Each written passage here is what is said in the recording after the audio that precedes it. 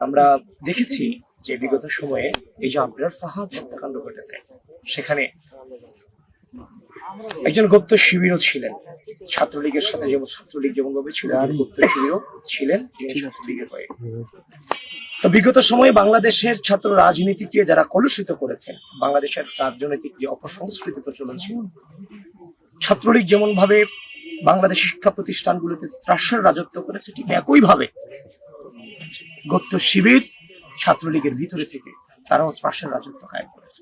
এই জন্য আমি সবসময় বলে থাকি, বিগত দীর্ঘ দুঃশাসনে বাংলাদেশে যত অন্যায় অত্যাচার অনাচার হয়েছে বাংলাদেশের শিক্ষা প্রতিষ্ঠানগুলোতে, অর্ধেক তার করিয়াছে ছাত্রলীগ, অর্ধেক তার শিবির।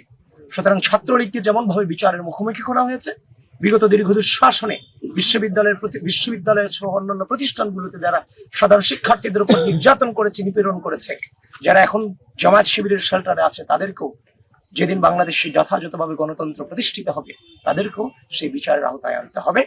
এবং এই আবরার ফাহাদ, ইলিয়াস আলী এবং শরীফ ওসমান হাদি ভাইরা যে স্বাধীনতা সার্বভৌমত্বের প্রতি লড়াই চালিয়ে গিয়ে আমাদের পথ দেখিয়ে দিয়েছে, আমরা সেটাকে ধারণ করি, সবার আগে বাংলাদেশ নীতিকে ধারণ করছি এবং সেই সবার আগে বাংলাদেশ নীতিকে নিয়েই আমরা সামনে আমাদের পথ চলা আমাদের অবিচল থাকবে।